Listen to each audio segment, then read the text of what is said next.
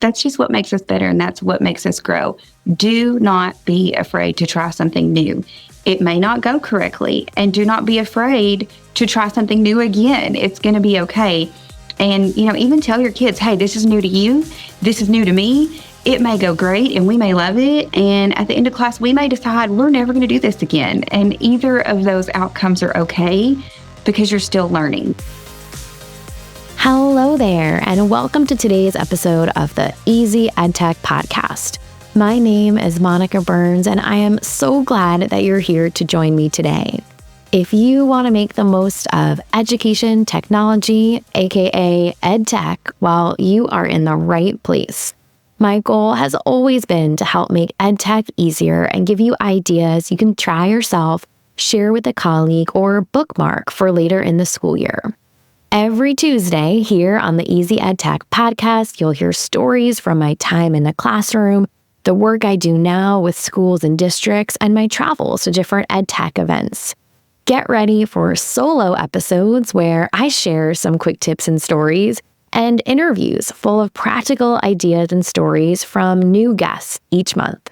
If we mention something you'd like to check out, make sure to click the link. You'll find it in the episode description or the summary area where you're listening to this podcast, or you can find every episode and all of the resources we mention by going to classtechtips.com/podcast, or by going to classtechtips.com and just clicking on the Easy EdTech Podcast button at the top of the page. This episode is sponsored by my quick reference guide using AI chatbots to enhance planning and instruction, published by ASCD and ISTE.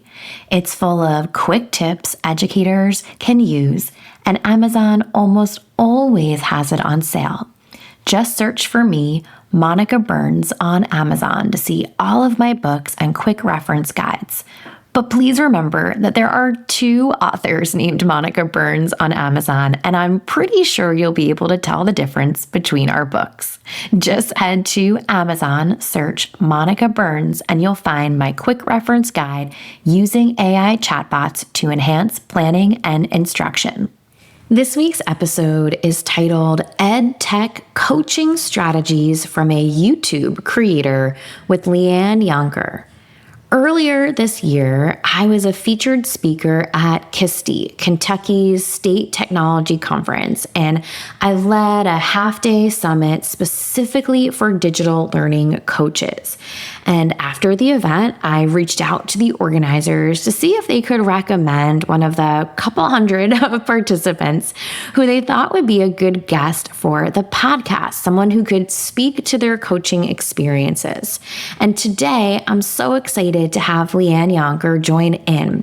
She shares lots of tips and strategies related to her own experience that are super transferable and ready for you to try out right away. So let's jump into this conversation. Welcome to the podcast. I am so excited to chat with you today about EdTech coaching strategies. But before we get into all of that, can you share a bit with listeners? What is your role in education? What does your day-to-day look like? All right. So I'm super excited to be with you. Thank you so much for having me. I have been in education for 16 years now. The first 10 of those were spent in elementary, various grades. And then I really started getting my toes wet in the Google realm of things. This was very, 2012, 13, when, all the things with Google were really coming to be. And that caught the eye of one of the high school principals nearby. And they're like, hey, I want you to come over and I want you to teach at the high school. And I was like, excuse me, I'm an elementary teacher. But she was like, no, absolutely. We love what you're doing. So that's how I got my toes into the high school world. And then after a couple of years of doing that, I had the opportunity to come here to Owensboro High School. And now I'm an instructional coach. So not only do I get to support teachers instructionally and in their curriculum, but I also get to provide support for them in this technology realm where things are always changing and always something new is happening. And wow, just a big jump, I would imagine, like you said, from elementary to high school. Now I'm sure it would feel so wild to make a jump back after being right in high school for so long. But it's just having those experiences, I'm sure, paints a really full picture of what a student experience can be like, or, the challenges that teachers face that are so similar, right, from K to 12, but then are also really unique to the areas that they teach or the groups of students that they work with. So as you think about your, variety of roles, how do you build trust and strong relationships with the teachers that you support? I think that is one of the most critical things that you can do, especially when you're talking about as an instructional coach. And I think first and foremost, you have to let them know it's a safe space, that they can be vulnerable. I will be vulnerable with them. I'm not going to have the answer to everything, and that's okay, that we can work together and we can figure that out together.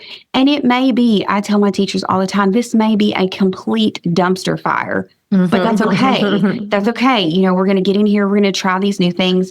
And if this does work, it's going to be fantastic, not just for you, but it's going to be a great learning experience for your kids too. So just giving them that safe space to know, like, we're going to dig in here. I'm going to get my hands dirty with you. We're going to figure this out. We're going to try it. It may not go well, and we can just step back and punt and move on to, the next step to solve whatever problem that they're having. And I think that makes them feel comfortable and able to ask questions and explore some of their vulnerabilities and things that, they might want to improve in their own craft in the classroom. Yeah. And just that emphasis that you placed on feeling safe, I think is so crucial, because especially for an educator who might not have worked with a coach before or had someone push in that role or plan with them, right? We can kind of just get our whole body gets a little uncomfortable just thinking about, someone's coming to observe me, right? Or this is a one-way type of interaction, as opposed to that collaborative component, right? That you are really honing in on here, that you're there together, right? That person is supported. You're not just assuming that they know that, but you're really communicating that with intention, which is so huge. So, what strategies have you found most effective when introducing new technology, which can be overwhelming for anyone, but particularly to educators, to teachers who might be a little hesitant to bring that into their learning environment?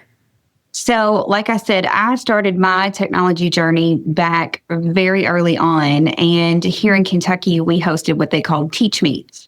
And so at a Teach Meet, it was rapid fire, 20 minutes in a session. You're just getting bombarded with all of these new tech tools. And it was like drinking from a fire hose. But I was so fired up. It was like, oh my gosh, I can't wait to try all these things and do all these things. And we always, my crew of little technology teachers that I was teaching with at the time were like, okay, we're going to pick one and we're going to try it out and we're going to see how it works. So as a coach, I've adapted that, and I offer monthly what we call happy hours. And so it's like a lunch and learn situation. They come, they might hear about a couple of tools, so they get a little taste of it. We entice them with some literal food.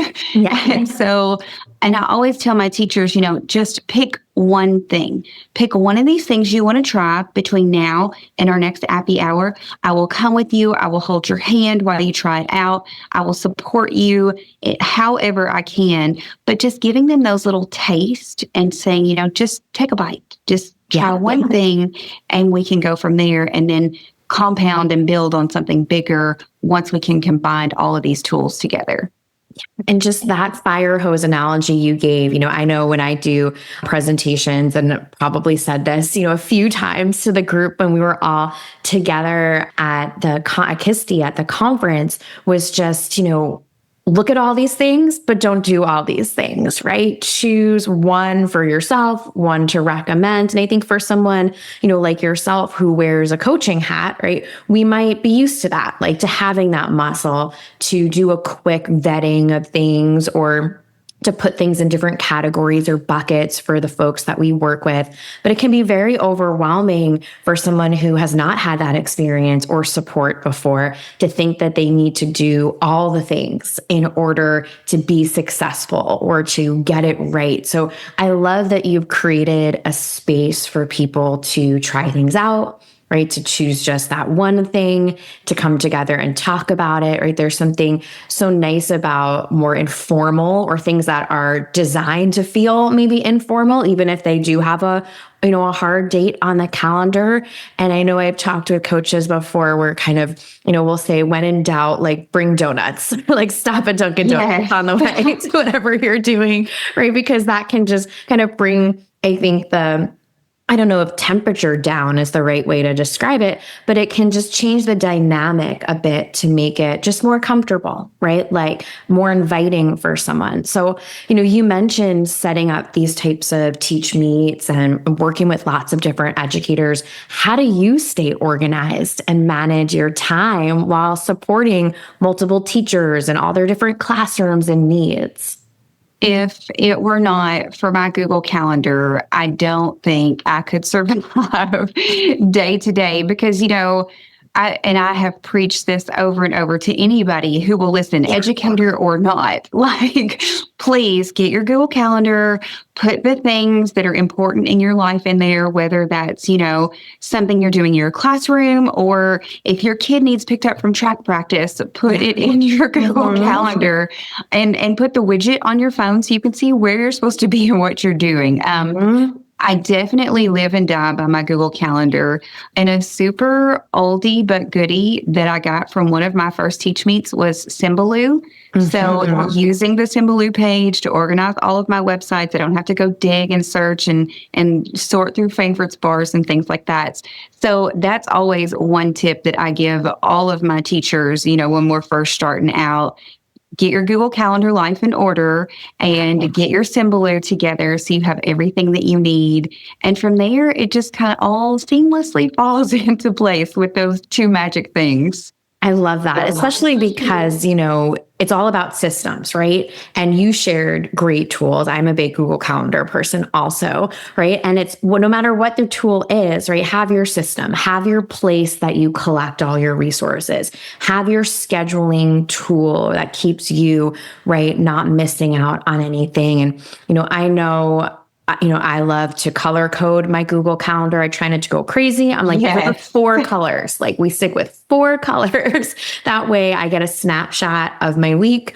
And I love making sure that other people are invited to those so that if they don't accept that invite, it kind of reminds me like, oh, maybe I need to check in to make sure that is a good time with them. Maybe they missed that email. And I know in the state of Kentucky, I was talking with someone at the conference who shared this challenge with me because they were in a statewide role where there might be more than one time zone that you're dealing with, right? And so even in a statewide role like that, I know in my role working with teachers in different spaces or educators in different spaces, that is something that a Google Calendar like tool can help tackle. Well, and I've also found that by color coding that Google Calendar and just in my day to day, I have certain colors that are signifying what it is I'm doing. Like if I'm in a classroom, that's red. If I'm in a meeting, that's blue. If I'm doing things that need to take place at my computer, that's a different color. And it allows me to see, am I getting in classrooms enough? Am I spending enough time? Or is my week being taken up by meetings? Or it very easily allows me, this is something I can do at my computer, so I can move this to a different time if somebody needs me. So that's a super helpful part about the Google Calendar as well. I love that tip because it's also something where maybe someone's listening to this and they have not, done that in the past. Well, maybe even just going back in the past month and doing a quick color code, kind of doing that personal audit to say, where's my time gone this month? Yes. right? And Because it can get away from you forward. so easily. Right. Yeah. And if you're like, all of these are red or all of these are yellow, or my ratio that I've determined is important to me in order to reach everyone, like I want to spend more time in classrooms, or I want to make sure I have more planning time with this particular group, right? That can kind of give you a snapshot of the month. I know if I have a wild week and things just pop up on my calendar, I'll try and go back on Sundays and just say, like, this is, let me color code for last week. That way I know, from an audit kind of perspective where my time went. And now I'm doing my restart for this, Yes. right? That's popping up. So, as we think about all the ways that you support educators, I know that you had created a YouTube channel focused on teacher tips, and would love to hear a bit about that story. What inspired you to start your YouTube channel? So I guess I'm just a nerd is why. Of course, the YouTube channel started back in, early 13, 14. And I was just so inspired by the technology trainings that I was going to. And my co-teacher and I at the time, shout out to Hun, my co-teacher at the time, we were just really big into figuring out ways to increase in student engagement, because the school that we were working in, we were seeing a lot of behavior issues. And we knew that if we could change student engagement, that those behavior issues were going to fix themselves essentially. Mm-hmm. So we were like, we've got to get these kids engaged. We've got to teach them new skills. And as I was learning these new tools, I was like, oh my gosh, like I have to share these things. And so I'm like sharing them with people who aren't even educators. I'm like, you have to get this Timbaloo. Like you have to do this. You have to do that. And so I started the YouTube as just a little side thing in the summer. Mm-hmm. And I started putting out Teacher Tip Tuesdays in the summer to help teachers kind of think about tools that they could implement for the upcoming school year. And then it just became an ongoing thing. And when I got into this role as an instructional coach, I decided that I wanted to kind of alter that, and they became Friday freebies. Mm-hmm. Because I wanted my teachers here, when I took this role as an instructional coach, we were just coming out of COVID. Mm-hmm. So during the time of COVID, of course, I'm posting videos for everybody and their brother who will watch and listen, to give them some support, because that was a really hard time to be a teacher. And then as I moved into this role, it adapted into Friday freebies. I wanted my teachers here at Owensboro to be able to have something that came to them on Friday, that if they were like, oh my gosh, I don't know what I'm doing next week, but this is ready-made. It can be adapted to any content or standard. I can literally pick it up, put my spin on it if I choose, and use it in my classroom on Monday. I wanted to give them some real value. So I have made Friday freebies a pretty consistent part of my instructional coaching routine in my Google Calendar for the past 4 years now. And this year, I took all of my Friday freebies, because honestly, it was a document and it was getting out of control. Mm-hmm. I took all of those and I created a Looker Studio. So a Friday freebie dashboard, which I will share the link with, and you can share that with everybody who's listening. But it includes not only links to the resources, but screen share recording videos on how to use it and how to utilize it. And I just think it's a really robust tool to help, teachers who need a resource. So all that started because I was a nerd and had extra time in the summer. But such a purpose, right? And intention, and what a great way to organize, right? How you're sharing this. I am a big fan of templates and having a content calendar, right? The podcast episodes go out on Tuesdays. I have a new blog post on Wednesday or Thursday, sometimes both days, right? Like I need that in order to keep things, right, organized. So I love that you have your day of the week, right? That focus for how you're choosing content, how you're sharing it. And I'm sure for your teachers, just them knowing that there's a level of consistency there, I don't know about you, but I often will batch things, right? Or record things in advance when I've got a bigger chunk of time to work with, but they know when it's going to show up, right? And then they also understand kind of the format or the feel or the beats, right, that you hit. So, do you have any tips for educators who might want to start a YouTube channel or, share resources in a similar way to you? I do. Do a one and done. No one cares if you have stuttered or stumbled over your words. Just get in there and do it. Pretend, and this is the same take I take on my social medias too. Get in there and talk to the camera like you're FaceTiming your bestie. Mm-hmm. Tell them about this resource. Show them that you're excited. Tell them ways that you can use it and things you think it might be good for. And don't be worried about stumbling over your words. You're human. We're all human. It's okay. Don't, pester yourself doing a million retakes or whatnot. I definitely just say get in there and get your feet wet. And the more you do, the more comfortable you're going to be speaking on camera or in front of people or presenting or whatever the case may be.